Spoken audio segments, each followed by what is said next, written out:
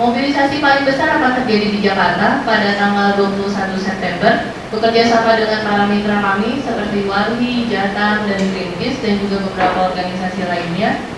Juga akan ada aksi solidaritas dan juga kegiatan-kegiatan solidaritas lainnya yang akan berlangsung di negara-negara di Asia Timur seperti Filipina, Vietnam, Taiwan, Jepang, Korea Selatan, Singapura, dan Malaysia. Dia untuk melakukan kampanye.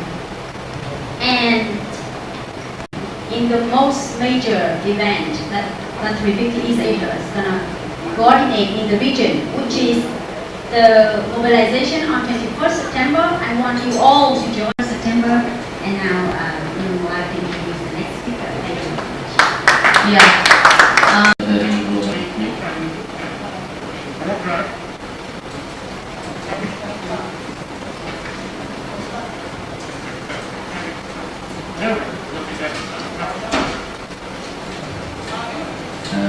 Di bulan September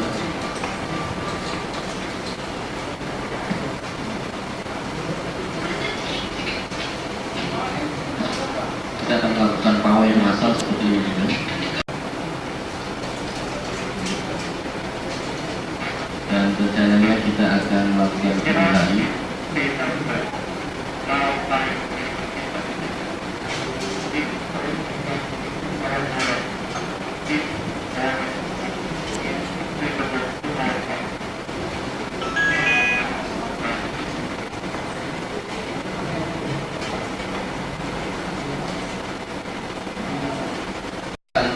lanjut kepada diskusi. Ini sebenarnya kita berhutang kepada orang-orang di Kalimantan karena pengerukan batu bara terbesar itu berasal dari Kalimantan Timur sekarang. Kita lihat produksi batu bara di Kalimantan Timur itu bahkan berkontribusi di atas 50% batu bara Indonesia yang kini sudah mencapai 400-an juta ton dan direncanakan terus meningkat. Nah, saya akan mengajak kawan-kawan juta ton pada tahun 2010, tentu saja meningkat, sekarang tidak. Di mana Samarinda ini pada beberapa 10 tahun terakhir lah ya, dia ini tinggal di Matroman, satu kelurahan di Samarinda. Dia tidak punya tanah, keluarganya tidak punya tanah, dan dia hidup dengan mencari sayur. Sayurnya bisa dia cari genjer itu di pinggir-pinggir sawah. Terus dia biasa mencari daun singkong dan pakis juga di kebun-kebun warga. Nah, pada saat dia tidak punya tanah sehingga dia hanya buruh tani gitu ya. Kalaupun dia pun mengerjakan sawah dia harus pinjam. Tetapi pada saat kemudian kawasan hutannya di atas yang dia juga nggak punya itu dikeruk oleh batu bara dan kemudian banjir, yang banjir itu datang ke sawah-sawah, dia mengalami masalah berlipat. Satu, sawah pinjamannya sendiri rusak. Yang kedua, dia tidak bisa mencari sayur lagi, gitu ya. Di kawasan-kawasan kebun dan sawahnya tetangga. Kalaupun masih ada yang tersisa, ternyata genjer itu kalau kekurangan air dia mekar. Mekar itu biasanya tidak disukai kalau orang beli di pasar, karena lebih manis yang daunnya mingkup itu, menggulung ya. Dia harus misalnya ke kelompok, karena kalau tidak perusahaan tidak akan mendengar. Jadi di kawasan-kawasan berjalan. Ini pusat kota Samarinda. Kalau kita samakan dengan Jakarta, itu banjir juga sering terjadi di tempat lain. Berbahaya karena pada saat kemarau siswa-siswanya harus membersihkan debu, bahkan harus menghirup debu. Dan pada masa musim hujan itu sekolahnya kena banjir. Disisikan 1 bulan untuk gotong royong membersihkan sekolahnya. Jadi seluruh orang pontang-panting harus mengurus membayar akibat pengerukan batu bara yang terus-menerus.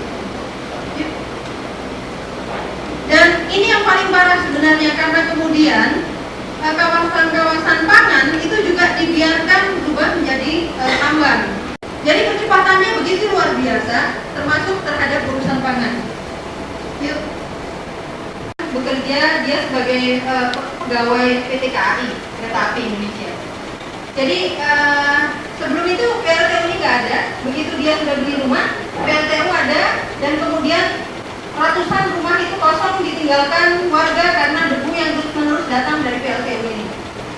Dan belakangan Greenpeace juga melakukan pemeriksaan kesehatan. 500 warga itu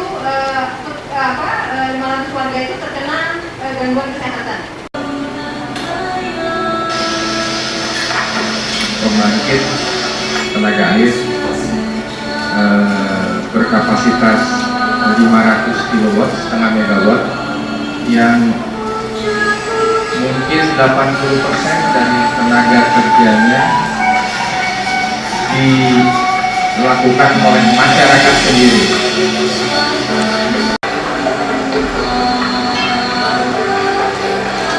Kita hanya menginisiasi seluruh daya upaya dilakukan oleh masyarakat.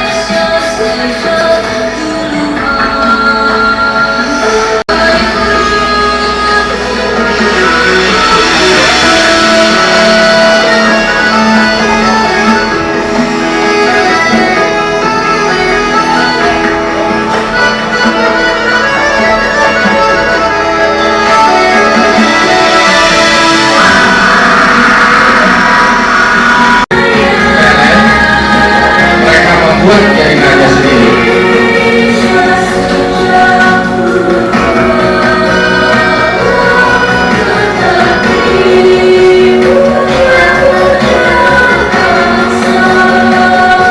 Itu pemimpin operatornya itu namanya Aman Ayub, kelas 2 SD Dropout. Nah, mereka ini yang bisa diambil kesimpulan bahwa jangan menganggap rakyat desa itu tidak mampu. Mereka kalau dengan seluruh hati kita, mereka akan mampu menyediakan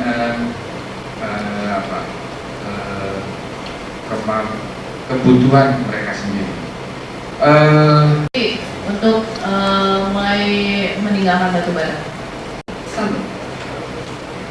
Jadi sekali lagi People's Climate March atau pawai iklim masal ini akan diselenggarakan tepat 2 hari sebelum konferensi perubahan iklim PBB terjadi di New York. Well, big mobilization would happen in New York. There would also be a big mobilization happening in Jakarta. Selain mobilisasi besar-besaran yang terjadi di New York, akan ada juga mobilisasi besar-besaran di Jakarta. This renewable technologies as we combat you all to be there on the Bundaran HI. Untuk itu, pada kesempatan kali ini, saya ingin mengundang rekan-rekan sekalian untuk ikut serta dalam pawai iklim masal kami yang akan diselenggarakan pada 21 September mulai jam 6 pagi karena bertepatan dengan Car Free Day, dengan titik start di Bundaran Indosat dan finish di Bundaran HI.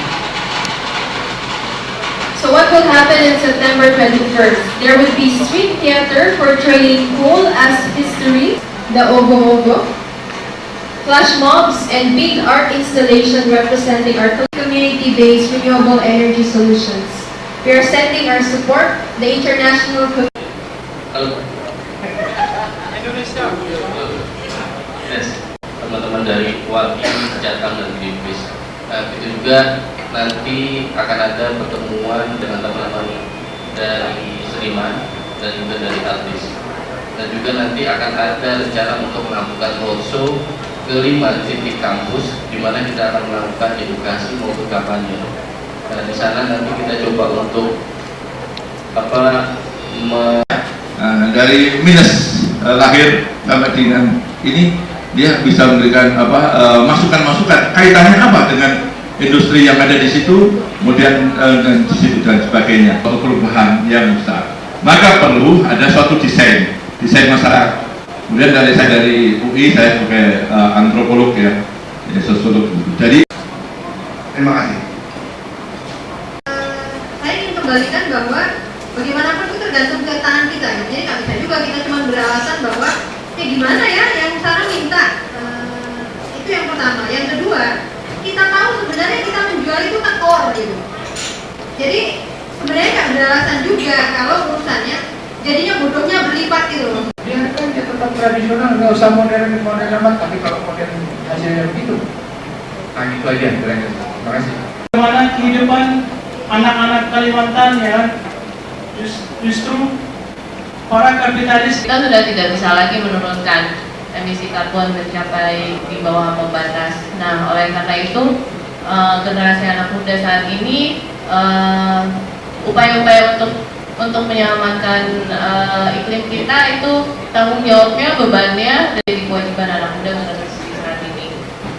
So in September, organization to join us to march for our collective future and to demand that Sudah ada beberapa solusi yang sudah terwujud di beberapa desa gitu, dan apabila muncul lebih banyak lagi desa-desa yang bisa mandiri bisa mandiri menghasilkan energinya